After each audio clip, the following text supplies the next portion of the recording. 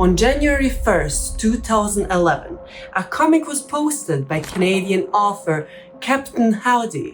It was a comic about gore, Please, you've got to help me. human pets, Sebastian, I'm gonna make you into a super great pet. cryptids, violence,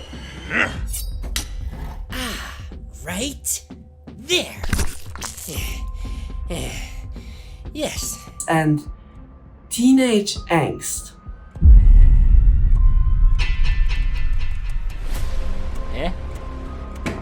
Wrong class. Welcome to the story of Randals Friends. Exciting stuff! Isn't it, Harold? Oh, Harold, I love how he can disagree with me. So, let's get started. And since you were found, you get a punishment! I'm the top of the pets of the household. You are in my territory. Just abide. Are you serious? The world of RanFren, colloquial talk for Randals Friends, is like a parallel universe where the entire world is an insane asylum and the few normal people are the crazy ones. Imagine an isekai where you get teleported into a universe which is horrifying, and like most isekai, it is unreasonably popular in Japan. That is exactly what happened to 20-something-year-old Sebastian.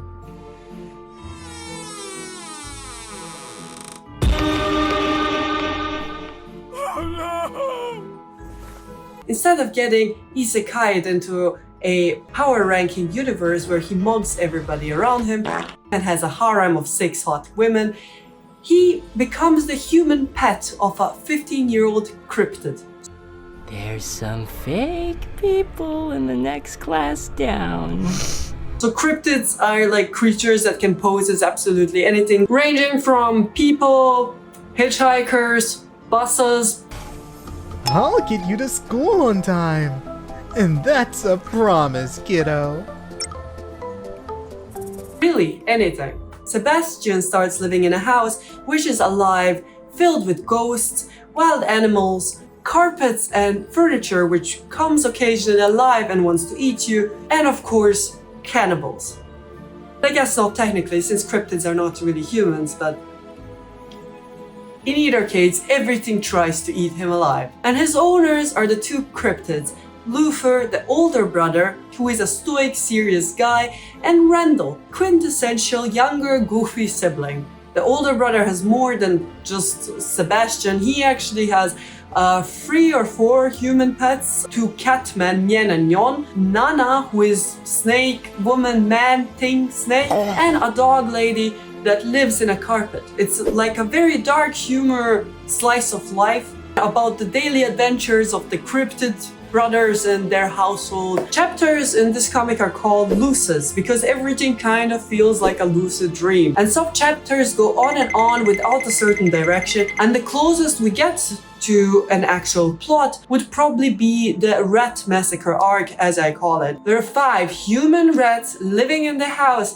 team up after realizing that they have supernatural abilities and try to steal food from their fridge for survival. What a horrible thing. And they are extensively punished by this with a bloody massacre from one of the catmen who probably was a murderer before getting teleported to this universe.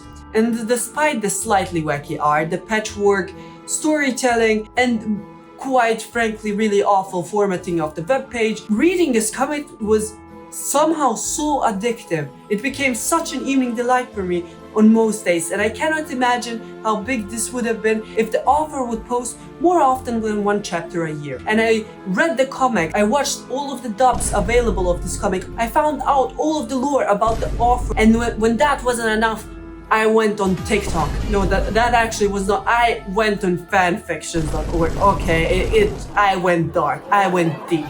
All right. So let us dive into the characters. Okay. Well then, We'll play another game. It's called... Make a mess out of Sebastian! Randal, which probably was inspired by the Randal in One Flew Over a Cuckoo's Nest, which is actually about a guy who is in an insane asylum. He looks like a cinnamon roll, but will absolutely kill you and steal your eyelids in your sleep. The characters in this comic can also rejuvenate from any possible harm by sleeping in a coffin. It doesn't get more edgy than this. He can also replace body parts with other body parts. There is a part where he goes to normal people's school and they get attacked by doppelgangers who kill all of the other humans, but they of course cannot kill him since he is a cryptid. But regardless, they sect him and find a Jack Nicholson figurine inside of him while he's just giggling. Hey, you people didn't find the cool stuff yet? Go deeper.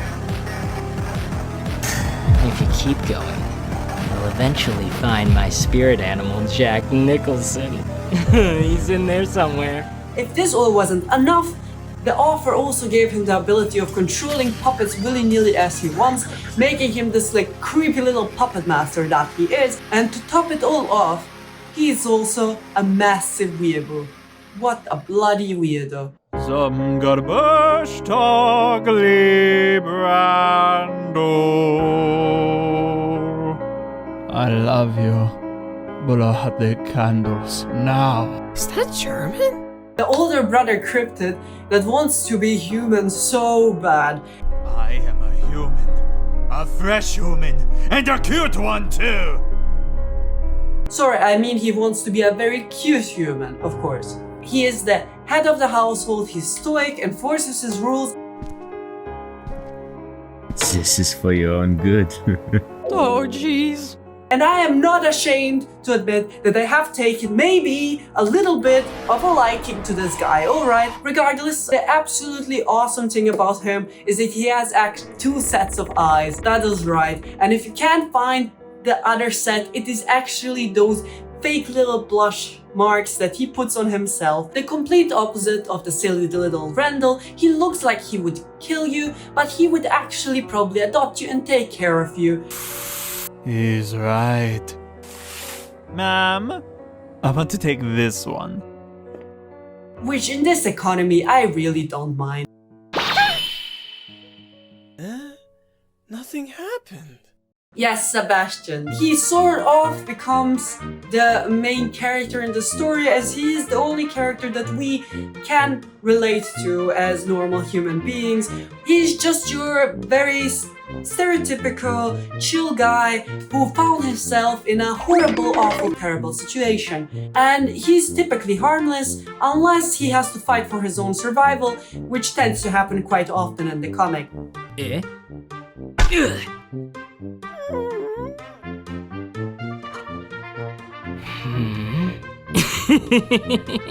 Oh, this is a fun game, Sebastian. Let's keep going!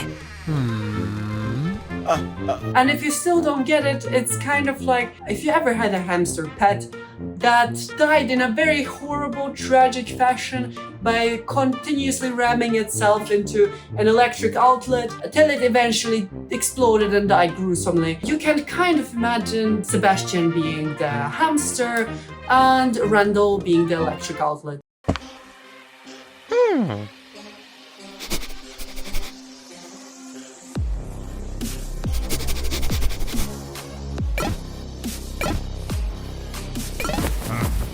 That's what I thought. Nyen, the chain-smoking master pet of the household, who loves being at the top of the food chain. And all of the pets also were humans at one point, but as they've lived long enough in this universe, they developed special abilities of their own. And he developed his cat-like senses and strength. Nyon, he is the pleasant, non-threatening NPC you can find smoking weed on a Tuesday afternoon in the living room. And I feel like this fits the stereotypes of cats quite well because there's 2 different types of cats. Those that are typically chill and don't really mind you being around there as long as you don't bother them and make them flee. and the other one which wants to smother you in your own sleep and watch the light disappear from your eyes. Nyon also has the special ability of teleportation, which is wonderful for him.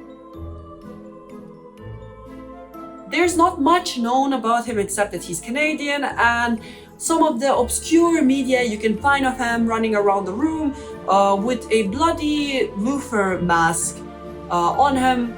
On his time on the internet, there have arisen quite a few controversies about him. Blackface catman, incest, and bomb threats. Alright, the last one wasn't real, but can you imagine if that was real? Our beloved catman Nyen didn't always look the way he does now. He used to actually be a kind of badly drawn caricature, blackface catman if you will. Captain Howdie is and was on a few different websites during his time on the internet, one of which is DeviantArt, where he used to take commissions. And one of those commissions was a Randal in a kawaii magical girl outfit being chased by his older brother Luther, who does not look like he just wants to give him a little brotherly love.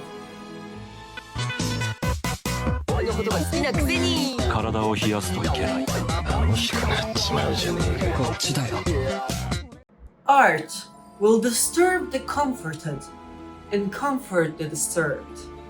So you can only imagine the type of people being drawn to this comic. Prime example. But I adore how creative everybody truly is, and the fan base has also kind of adapted a style of their own where they're trying so hard to emulate the 2000s shitty graphics and video transitions that it feels like being transported back to 2015. But when an obscure niche webcomic only posts one chapter a year, the fan base grows larger at all times, and when those new fans aren't being fed by the offer, things start to happen.